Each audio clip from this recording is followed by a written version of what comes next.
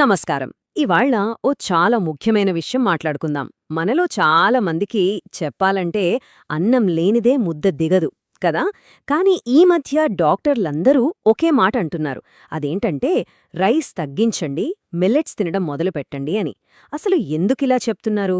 ఈ మొత్తం విశ్లేషణ చూశాక అసలు డాక్టర్లు రైస్ గురించి ఎందుకు అంతలా హెచ్చరిస్తున్నారో, ఈ చిరుధాన్యాల్లో మన ఆరోగ్యానికి మేలు చేసే అంత గొప్ప విషయం ఏముందో మీకే ఒక క్లారిటీ వచ్చేస్తుంది. ముందుగా ఓ ప్రశ్న. మనం రోజూ తినే ఈ తెల్ల అన్నం మన శరీరంలో మనకు తెలియకుండానే ఏదైనా సైలెంట్ ప్రాబ్లం క్రియేట్ చేస్తోందా? పైకి అంతా బాగానే ఉన్నట్టనిపించినా లోపల ఏం జరుగుతుంది? చాలామంది ఫేస్ చేసే కామన్ ఇష్యూస్ ఇవి. పొట్ట దగ్గర కొవ్వు పేరుకుపోవడం, షుగర్ లెవెల్స్ పెరగడం, బీపీ ఎక్కువ అవ్వడం, ఎప్పుడూ నీరసంగా అలసిపోయినట్టు ఉండటం. ఇవన్నీ చాలా నెమ్మదిగా మొదలవుతాయి. వీటన్నింటికీ అసలు కారణం మనం రోజు తినే అన్నంలోనే ఉండొచ్చునెప్పుడన్నా ఆలోచించారా? సరే, మరి ఈ సమస్య వెనక ఉన్న సైన్స్ ఏంటో ఇప్పుడు చూద్దాం. అసలు డాక్టర్లు తెల్ల అన్నం విషయంలో ఎందుకంత గట్టిగా హెచ్చరిస్తున్నారు? అసలు ప్రాబ్లం అంతా తెల్ల బియ్యాన్ని పాలిష్ చేయడంలోనే స్టార్ట్ అవుతుంది. ఈ ప్రాసెస్లో గింజ మీద ఉండే ఫైబర్ అంటే పీచు పదార్థం మొత్తం తీసేస్తారు. ఇక ఫైబర్ లేకపోవడం వల్ల ఆ అన్నం చాలా ఫాస్ట్గా జీర్ణమైపోతుంది. దాని ఫలితమేంటంటే మన రక్తంలోకి షుగర్ ఒక్కసారిగా దూసుకొచ్చేస్తుంది. దీన్నే బ్లడ్ షుగర్ స్పైక్ అంటారు. ఈ పాయింట్ చాలా అంటే చాలా ముఖ్యం. ఇలా పదే పదే మన బ్లడ్లో షుగర్ లెవెల్స్ అమాంతం పెరిగినప్పుడు దాన్ని కంట్రోల్ చేయడానికి మన బాడీ ఎక్కువ ఇన్సులిన్ ప్రొడ్యూస్ చేస్తుంది. ఈ ప్రాసెస్లో శరీరం కొవ్వులు నిల్వ చేయడం మొదలుపెడుతుంది. అందుకే అన్నం ఎక్కువ తినేవాళ్లకి పొట్ట రావడం, బరువు పెరగడం లాంటివి మనం చూస్తూ ఉంటాం. ఒక్కసారి ఆలోచించండి, మన తాతయ్యల కాలంలో డయాబెటిస్ అనేది ఎక్కడోగాని వినిపించేది కాదు. కాని ఇప్పుడు దాదాపు ప్రతి ఇంట్లో ఒక షుగర్ పేషెంట్ ఉంటున్నారు. దీనికి మెయిన్ రీజన్ ఏంటంటే మనం అలవాటు పడిపోయిన ఈ రిఫైన్డ్ ఫుడ్ లైఫ్ స్టైల్. సరే, ప్రాబ్లం గురించి తెలుసుకున్నాం. మరి సొల్యూషన్ ఏంటి?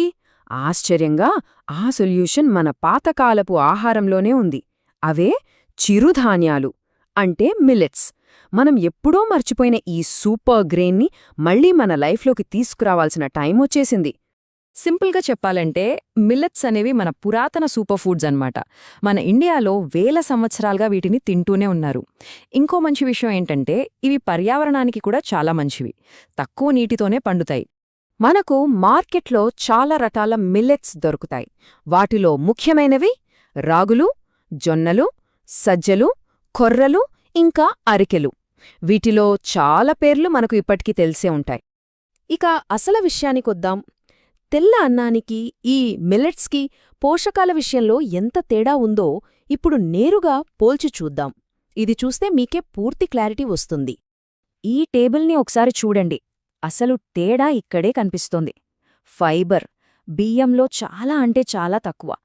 కాని మిల్లెట్స్లో ఏకంగా 3 నుంచి 5 రెట్లు ఎక్కువ. ప్రోటీన్, ఐరన్ అవి కూడా మిల్లెట్స్లోనే ఎక్కువ. కాని అసలైన షాకింగ్ విషయమేంతో తెలుసా? కాల్షియం, ముఖ్యంగా రాగుల్లో మనం తాగే పాలకన్నా దాదాపు 3 రెట్లు ఎక్కువ కాల్షియం ఉంటుందంటే నమ్ముతారా? అవును, ఇది నిజం. అందుకే కదా వీటిని సూపర్ గ్రెయిన్స్ అనేది. అందుకే మిల్లెట్స్ని స్మార్ట్ కార్బ్స్ అని కూడా అంటారు. ఎందుకంటే ఇవి చాలా నెమ్మదిగా జీర్ణమవుతాయి. దానివల్ల బ్లడ్లోకి షుగర్ మెల్లగా రిలీజ్ అవుతుంది. రోజంతా మనకు ఎనర్జీ లెవెల్స్ పడిపోకుండా ఉంటాయి. అన్నం తిన్న వెంటనే వచ్చే నిద్రమత్తు అస్సలుండదు. సరే, అన్నానికి బదులుగా మిల్లెట్స్ తినడం అనే ఈ చిన్న మార్పు మన ఆరోగ్యంలో ఎంత పెద్ద మార్పు తీసుకురాగలదో ఇప్పుడు వివరంగా చూద్దాం. మిల్లెట్స్లో ఉండే హై ఫైబర్ వల్ల కడుపు నిండిన ఫీలింగ్ చాలాసేపు ఉంటుంది. దీనివల్ల ఏది పడితే అది తినాలనే కోరికలు తగ్గుతాయి. ఓవర్ ఈటింగ్ కంట్రోల్ అవుతుంది. సో కష్టపడి క్రాష్ డైట్లు చెయ్యకుండానే చాలా న్యాచురల్గా బరువు తగ్గడానికి ఇది హెల్ప్ చేస్తుంది. మనం ముందే చెప్పుకున్నట్టు మిల్లెట్స్ గ్లైసెమిక్ ఇండెక్స్ చాలా తక్కువ. అంటే ఇవి బ్లడ్ షుగర్ లెవెల్స్ని సడన్గా పెంచవు. అందుకే డయాబెటిస్ ఉన్నవాళ్లకి ఇవి ఒక సేఫ్ ఆప్షన్. చాలామంది డాక్టర్లు ఇప్పుడు రైస్కి బదులుగా వీటినే రికమెండ్ చేస్తున్నారు. ఇది నిజ జీవితంలో ఎలా పనిచేస్తుందో చూద్దామా? రమేష్ అనే 35 ఏళ్ల వ్యక్తిని ఉదాహరణగా తీసుకుందాం. అతను బాగా అన్నం తినేవాడు. పొట్ట, నీరసం వంటి సమస్యలు ఉండేవి. సరే అని 3 నెలలు అన్నం బదులు మిల్లెట్స్ తినడం మొదలుపెట్టాడు. రిజల్ట్ ఏంటో తెలుసా? 6 కేజీల బరువు తగ్గాడు, షుగర్ లెవెల్స్ కంట్రోల్కొచ్చాయి, ఎనర్జీ లెవెల్స్ కూడా బాగా పెరిగాయి. చూసారా, ఒక చిన్న మార్పు ఎంత పెద్ద తేడా తీసుకువచ్చిందో. ఇన్ని మంచి విషయాలు తెలిసాక మిల్లెట్స్ని మన డైట్లోకి ఎలా తీసుకురావాలి, ఏ తప్పులు చేయకుండా ఉండాలి అనే విషయాలపై ఇప్పుడు ఒక క్లియర్ గైడ్ చూద్దాం. అయితే సడన్గా రైస్ మానేయాలంటే కష్టమే కదా. కంగారు పడక్కర్లేదు, దీనికో సింపుల్ ప్లాన్ ఉంది. మెల్లగా స్టార్ట్ చేద్దాం. ఫస్ట్ వీక్ ఏం చేస్తారంటే, మీరు తినే అన్నంలో సగం రైస్, సగం మిల్లెట్స్ కలపండి. అంతే. రెండో వారానికొచ్చేసరికి మిల్లెట్స్ని కొంచెం పెంచి 75% తీసుకురండి. ఇక మూడో వారం నుంచి హ్యాపీగా పూర్తిగా మిల్లెట్స్కి మారిపోవచ్చు. ఇలా చేస్తే మన బాడీ కూడా ఈజీగా అలవాటు పడిపోతుంది. మిల్లెట్స్ విషయంలో కొన్ని కామన్ మిస్టేక్స్ చేస్తుంటారు.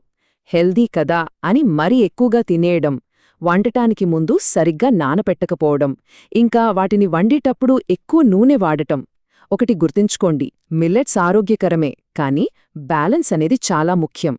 ఫైనల్గా ఒక్కటే మాట, భవిష్యత్తులో వచ్చే పెద్ద పెద్ద హెల్త్ ప్రాబ్లమ్స్ని ఆపాలంటే ఈరోజు మనం తీసుకునే ఒక చిన్న నిర్ణయం, ఒక చిన్న మార్పు చాలు. ఎవరైతే తెల్ల అన్నాన్ని తగ్గించి మిల్లెట్స్ని వాళ్ళ ఆహారంలో చేర్చుకుంటారో వాళ్ళ శరీరం వాళ్ళకి ఖచ్చితంగా థ్యాంక్స్ చెప్తుంది. ఆ మార్పుని మీరే ఫీలవచ్చు. ఒక హెల్దీ లైఫ్ స్టార్ట్ చేయటానికి పర్ఫెక్ట్ టైం అంటూ ఏదైనా ఉందా అంటే అది ఇప్పుడే. మరి ఈ మంచి ప్రయాణాన్ని ఎప్పుడు మొదలు పెడదాం? ఈ ప్రశ్నతో ఈ విశ్లేషణను ముగిస్తున్నాను. ఒక్కసారి ఆలోచించండి.